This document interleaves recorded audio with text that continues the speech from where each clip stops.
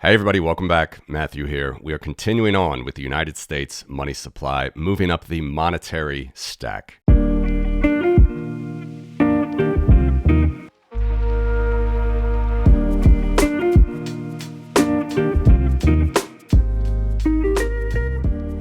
the last video, we talked about M2. Today, it is M3. Now, for those that might casually follow the United States money supply, or you see tweets about this or posts on Facebook or whatever, people being political about how much money there's printed around the world, and particularly when they want to compare it to Bitcoin, you might notice that you never see M3 for the United States. In fact, most people will say we should use M2.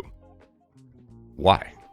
That would be my first question. My second question for these people would be, do these people posting about M2 even know what is inside M2? For that, see the last video. And my third question would be, do these people know that M3 was a monetary aggregate that was published by the Federal Reserve, but was canceled being published, discontinued in February 2006? Those would be my questions for those people.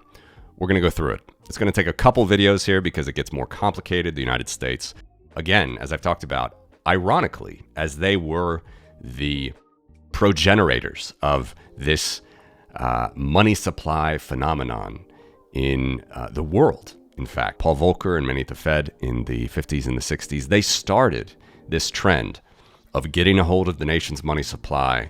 That is a central bank task to do so, collecting the aggregate liability values of depository financial institutions. To do that, it's ironic that the United States cancels publication of one of these money supplies, and incidentally, a couple of years before the global financial crisis. And they're doing other things like canceling M1, which again, this is a derived M1 that I've done. See the prior video for that. It's as good as you're going to get with the data available today. Nonetheless, it gets more complicated. So if they stopped publishing M3 back in 2006, what did that look like at the time? Okay, we still have that data. I'm going to draw that with a red tomato line here. Okay, interesting. You see it's indeed higher than M2. And we see that 2 years before the global financial crisis or so, February 2006, it ceases to be published. $10.3 trillion in a money stock for M3. We see that that's about $3.5 trillion higher than M2 at the time. That means just M3 money, M3 non-M2 money, $3.5 trillion. What is traditionally inside this M3 monetary aggregate? Even though this aggregate doesn't exist in the United States anymore, it exists in the background. They just don't talk about it. What exists inside it? Okay, well, let's continue the theme of what we talked about in the M2 video. What was inside M2 money? It was M1 plus less liquid retail deposits. So what could it be logically that's inside M3? M3 is M2 plus less liquid institutional deposits.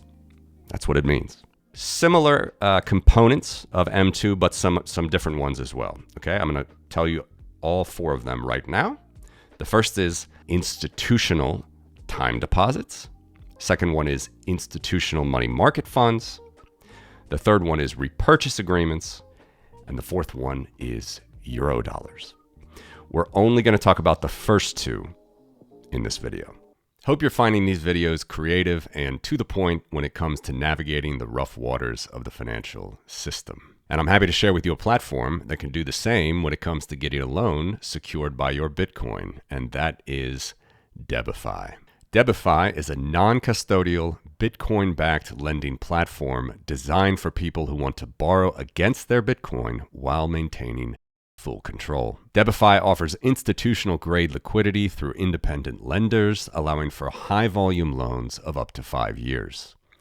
All transactions are secured by a unique multi-sig escrow system, ensuring that Bitcoin collateral remains safe and transparent. This setup guarantees that your Bitcoin is not rehypothecated, and you keep full visibility and control throughout the loan process. It's perfect for those who value security and transparency while exploring global stablecoin and fiat lending backed by Bitcoin. So head on over to DeFi.com today to get started. All right, So as we're only going to talk about the first two, you might now be wondering, what is that money supply? I'm going to draw it right here. So first of all, you might be wondering, how did I even get this if the Federal Reserve doesn't publish the M3 monetary aggregate anymore? And the answer is, they still publish the underlying components, hilariously. But it's more complicated. They don't publish it monthly like they do for other things. They are quarterly, and you need to just do a little bit extra work to put it together. But it's there. Trust me, it's there. So again, what we talked about in the last video with M2 just logically continues with M3. You have institutional time deposits. So these are large institutions, pension funds, hedge funds, etc., that are depositing money with the bank for a longer duration or a specific duration, which they don't do with savings deposits and demand deposits. And they are guaranteed an interest rate, and they also cannot take their money out before term is due. Now, there's nothing magical about a time deposit versus a demand deposit, but we're not going to get into that during this video. There are a lot of people that think the demand deposit has some sort of sacred role in banking. It just does not, and it never has for thousands of years.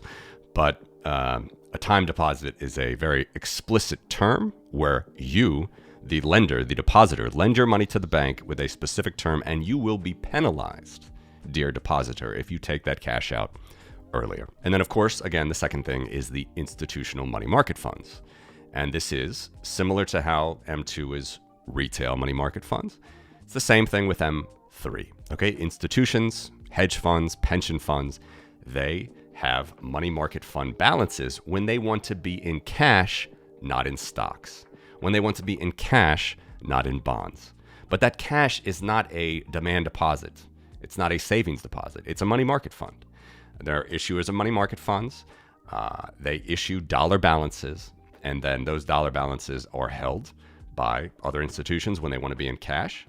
And the issuer of the money market fund, they invest that money into treasuries, for example, just to earn a spread to cover their operational cost. It's just how it works. You can think of a money market fund, like I said in the last video, like a stable coin. That's how money market funds work. So this is institutional money market funds and large time deposits. The data is still there. It's just quarterly, not monthly. You can get to it. You can calculate it. You can run it. And we can see how M3, the first two components of M3, all right, you see this green number 3 here, continues until present day. Present day being end of June 2024, because the quarterly data is released much slower than the monthly data. One thing just to notice here, which you'll find interesting, again, they stopped publishing the entirety of M3 before the global financial crisis.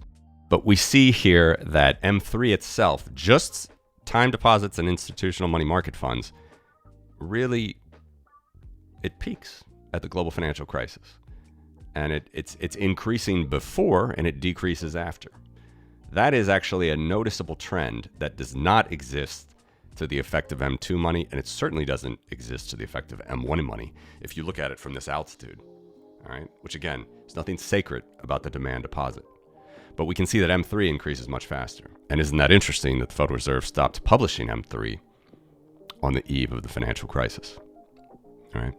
So again, I don't want to talk about the history too much or the numbers. Of course, like anything that grows exponentially, like compound interest does, it's going to be smaller earlier on. It's going to be larger later on. Okay. Federal Reserve, M3, 292 billion in 1959. Okay.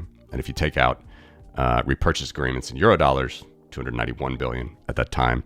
And by the way, this is just how I wanted to end the video. Of course, in the next video, we're going to show and talk about the next 2 items in M3 because it gets more complicated.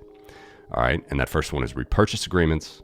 And the second one is Eurodollars. As you see, and as I've talked about, this M3 supply does not include those 2 traditional components of M3. It only includes institutional time deposits and institutional money market funds. The value as of June 2024 for M3, $28 trillion. M2 was 21 trillion. So that means institutional time deposits, institutional money market funds in the United States right now, $7 trillion worth of M3 less liquid institutional deposit money. Hope you enjoyed that. Let me know what you think in the comments and stay tuned for the next video. Thanks.